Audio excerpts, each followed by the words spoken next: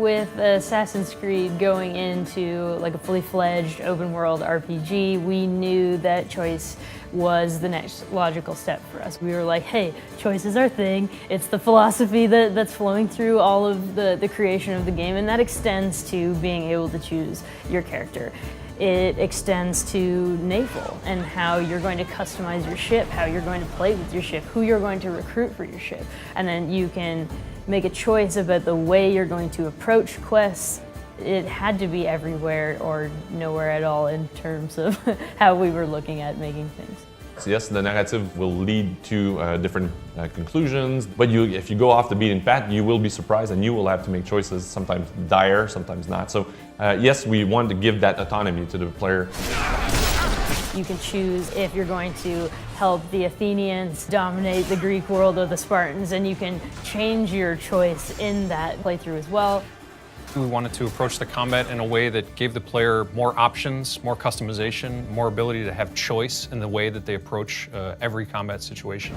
So that meant that we wanted to give them these awesome abilities, these brand new 30+ amazing abilities that can all be upgraded. If I want to shoot people with bow and arrows and specialize in that, you can do it. If you feel that it's more like melee fighting, you can do it as well. And if you feel that it's a little bit more stealth that I would like to do and get the drop on them, that's all available for you as well. So very poetic for someone covered in blood. I like it.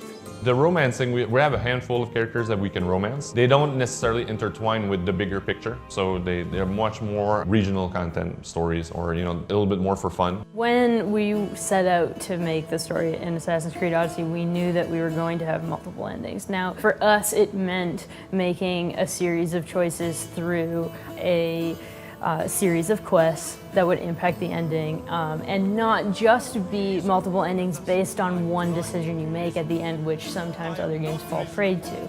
Just because you're making choices doesn't mean that you're going to be cut off from half the game for making these choices. You're simply going to have your own unique experience. Something that I really like about our game is the variation of tones. I never thought Poseidon's anger would be too much for the mighty Cassandra's stomach. You can be a little bit more of a traditional compassionate hero, but you can also call people on their bullshit in the game. Somebody's coming to you with a much more down-to-earth, easy quest like somebody stole my vase or something. So your character can say, dude, who do I look like? Like somebody's gonna get vases, I'm destroying armies, Well, when the player feels that he can say that, we try to put that in the word of the character as a choice as well. So dude, the fuck I look like, so that you can get that a little bit more in the game. You can't do it every time, but how do I feel about saying something here? We tried to mimic that and then have the characters react. Cassandra, what do you think we should do? Player choice is a motivator. It connects you with what you're doing. The game is talking to me and I need to respond to that. So the player choices are felt in dialogues, but they're also felt in the world. So in the play style that I'm going to choose in the game, the mix and matching of the abilities, who I want to interact with, Sparta, Athens, what do I want to do as a player? You decide and it's your choice to do it.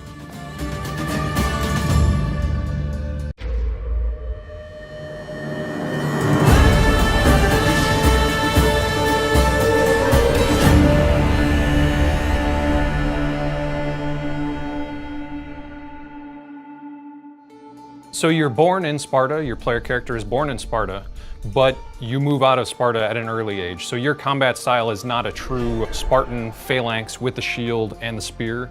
You're fighting on your own. You're fighting for your money. You're fighting for your life all the time. So your combat is very active, very dynamic. So that meant that we wanted to give them these awesome abilities, these brand new 30+ amazing abilities that can all be upgraded. And then you're going to choose of those 30 abilities, where do you want them? What power do you want them to be? And how are you going to mix and match them in combat? So the base combat is based on Assassin's Creed Origins. It's the same sort of hitbox-based, distance, timing. But then we've added all the abilities. We focused on mobility. You're much more active and dynamic, dodging and parrying instead of sort of turtling with a shield. Without the shield doesn't mean that you don't have the defensive option, actually. We have the parry that is fairly generous. Compared to a block, what it does is it's creating you an opportunity to take back on the offense. If you want to sneak around, put the hood on, it can hide in the bushes and, lure people in and use some of the abilities that are stealth, you can do that a lot more than we've done since Syndicate.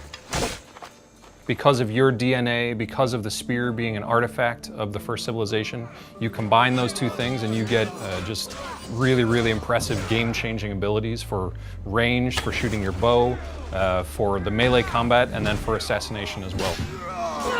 You have to build up adrenaline, energy for the spear to use that and unleash these abilities. So you have to use your base combat to build up the adrenaline, and then you unleash spear abilities. So regardless of how you choose to map the abilities, which weapon you want to wield, you will always have a strong aesthetic that's true for a Greek hero warrior. We have 2 weapon slots, the bow, you have 5 gear slots on your character. All of those can be upgraded at the blacksmith to your current level. You're the only character in ancient Greece that has a first civilization artifact, but there are mercenaries, there are very strong enemies with the Spartans and the Athenians that you're going to face that will challenge you constantly. And with the RPG progression, you're going to be facing against enemies that have a higher level than you. It's really going to be up to you how you play.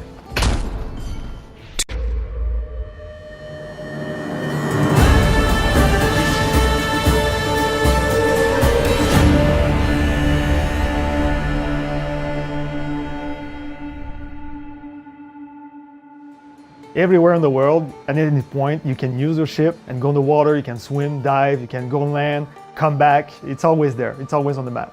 The game is called Odyssey, and of course we're modeling ourselves on the voyage of Odysseus, and you're exploring the Aegean Sea. It doesn't take place at the same time, but it's the same experience that we're trying to give to the player. And naval is a huge important part of that. Also, the map is huge, I mean, really big. The sea needs to be seamless because this time it's open everywhere around you.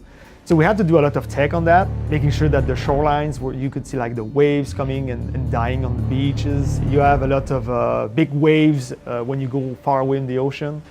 We also make sure that you see all those kind of fishes and stuff like that you can see from your ship and when you're swimming. The naval combat in Odyssey is something more fast-paced, more close range.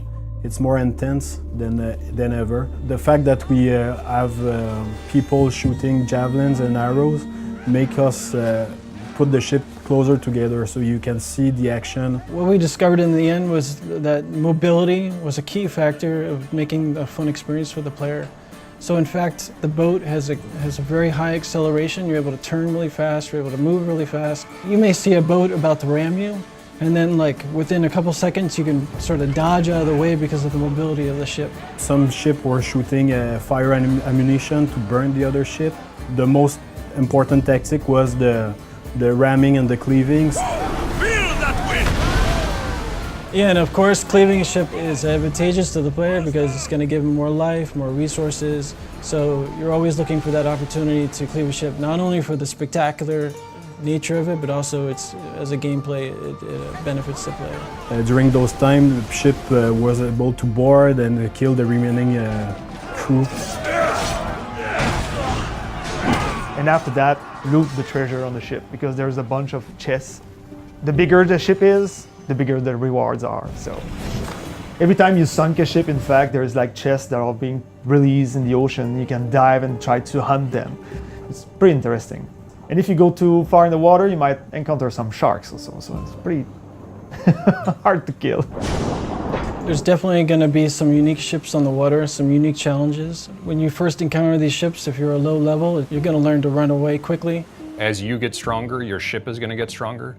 But beyond that, there's upgrades that you're going to need to apply to your ship. So upgrading the arrows, the javelins, how much ramming damage it can do, how many lieutenants you can have on the ship, how strong the hull is, if you can shoot fire with your arrows or javelins. So there's a lot of upgrades to the ship that will make it more powerful. Mercenaries will come after you on sea, and it's a cool moment because they have awesome looking ships, they have unique figureheads, unique masts. When the player gets into combat with these guys, you could also board them. And so you can fight the mercenary like hand to hand on the deck of his ship, and hopefully you can even Sparta kick him off the deck. And this is like a way cooler moment to take out a mercenary in the game. They can also customize the ship how they want in terms of who they want to recruit and the perks they will want to have on the ship, so to create a synergy between upgrades and perks to build the way they want to play.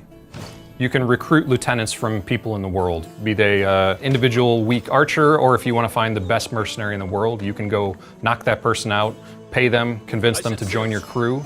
I want you to be with me when I do. They can be coming from missions, or you can also choose to find ones that have like good perks. They're going to give you more weapons, they're going to give you better armors, they're going to give also like crazy perks on your ship, like boosting speed and having more stamina.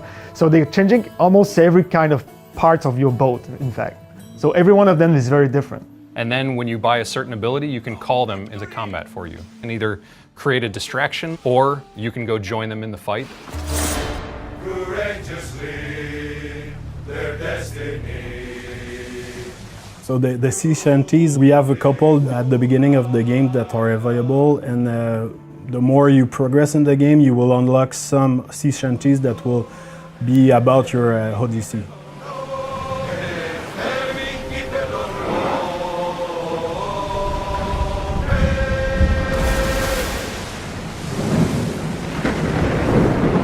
Tune in to watch next week's episode, Ancient Greece, Friday at 2 p.m.